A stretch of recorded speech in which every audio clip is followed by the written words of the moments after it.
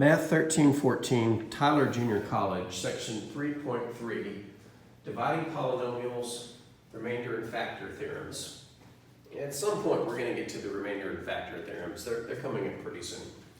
But I feel like we should do a couple more examples of synthetic division, because one example I don't think does it justice. That one example, I had to explain every single step that was happening, and it didn't make the technique seem very efficient. But one thing I can tell you about synthetic division as opposed to long division, synthetic division will always be only 3 rows deep. It may pick up a few extra columns, but it is never deeper than 3 rows. And you saw how deep some of the long division problems went. So it is a space saver in terms of number of rows. Also, the time it takes to do a synthetic division problem is ridiculously shorter than a long division problem once you've got the flow down. I'll demonstrate that here in this first example. Let's divide 5x to the third power plus 6x plus 8 divided by x plus 3. Do you remember how to set up a synthetic division problem? You have a box number and a top row. The box number is the opposite of the number in the divisor. Since the divisor is x plus 3, our box number will be negative 3. But do you see a potential trap in setting up the top row of numbers, which come from the coefficients of the dividend? Do you see it? The dividend is missing a term. It is missing the x squared term. Missing in the sense that if it's a third degree polynomial, we expect to see x to the third, followed by x to the second, followed by x, followed by constant. There is no x squared. So how do we accommodate for that? The same way we did with polynomial long division. We represent that x squared with a 0. But here's where synthetic division is a little bit dangerous. The top row of this synthetic division problem will be 5, 0, 6, and 8. The 0 representing the missing x squared. The problem with this is that if you forget that, you don't have a like term issue in terms of alignment of like terms. In other words, you can keep multiplying and adding all day long and you'll never know that something's going wrong. So it's a way more important in synthetic division to pick up on missing terms and represent them with a 0, because there's nothing in the work that will freeze and lock up if you forget to do that. All right, so let's continue. Just a reminder, what's about to happen is I'm going to bring down the first number and then multiply by the box, add, multiply by the box, add, and keep going until I add up the last column. I'm going to first do it at the speed I would normally do. I'll even call out the moves I'm doing. Here we go. Bring down the 5 times negative 3, add, times negative 3, add, times negative 3, add. Now let's review what just happened, but notice that didn't take much time at all. The numbers got a little bit large and a calculator could help there, but they weren't so large that I had to resort to a calculator. If you do, that's okay. But remember how the flow goes in synthetic division's work. You start by bringing down the first number, so we brought down the 5, and then you multiply diagonally by the box. 5 times negative 3 is negative 15. Then you add the next column. 0 and negative 15 is negative 15. I'm going to scoot that over a little bit. And then multiply diagonally by the box. Negative 15 times negative 3 is positive 45. Add this column. 6 times 45 is 51. It didn't line up well, it's because I rushed. And then multiply by the box. 51 times negative 3, I believe, is negative 153. And then when you add up the last column, you do get negative 145. But if the numbers don't get out of control and you know when to add and when to multiply, you can get through a synthetic division problem in less than a minute, probably less than 30 seconds. So what does this answer represent?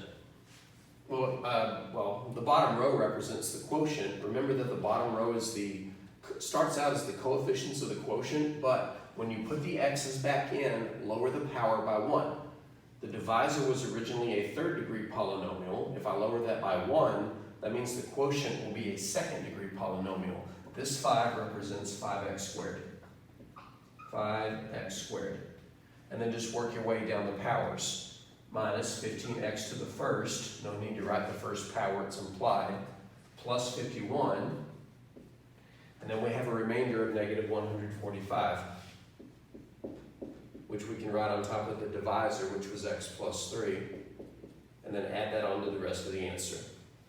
Yes, I can pull out the negative and make this minus 145 over x plus 3, but this is a perfectly acceptable answer. I invite you to pause the video and try the next one. Warning, the divisor is missing many terms. Oh, and one other thing I should have pointed out.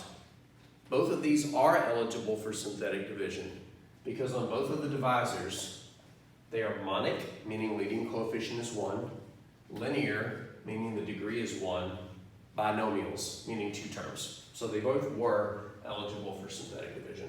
So give it a try. Pause the video, see if you can go through this one. I'll give you a hint. If you do it correctly, your remainder should be 0. Did you pause the video? You should have. I'll give you an opportunity to try it before I do. Here we go. Let's start by taking inventory of who's missing. The dividend is a 5th degree polynomial, but it's missing everything else. So this is missing. This marker's garbage. I'd love to say that went in the trash can and missed it by about 2 inches.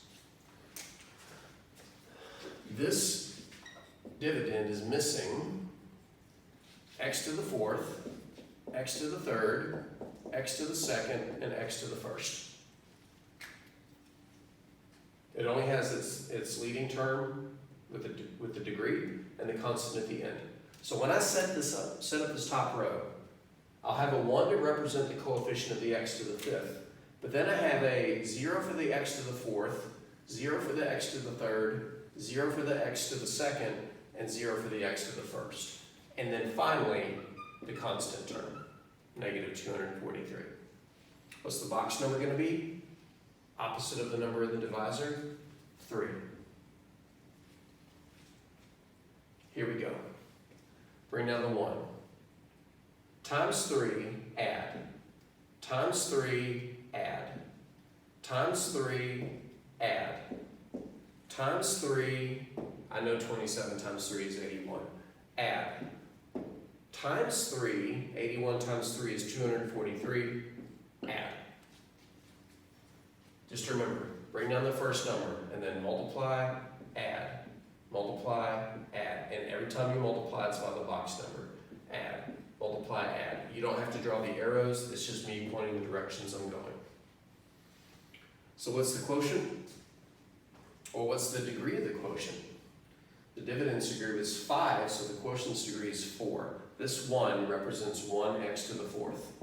Positive 3 means positive 3x to the 3rd. Positive 9 means positive 9x to the 2nd. Positive 27 means positive 27x. And the positive 81 means plus 81. Because there is no remainder, it's not necessary to write plus 0 over x minus 3. Because I can actually do this problem. 0 divided by anything is 0. I know, some of you are thinking. 0 divided by anything is 0, and so adding 0 on doesn't change. So if the remainder is 0, we don't have to represent the remainder.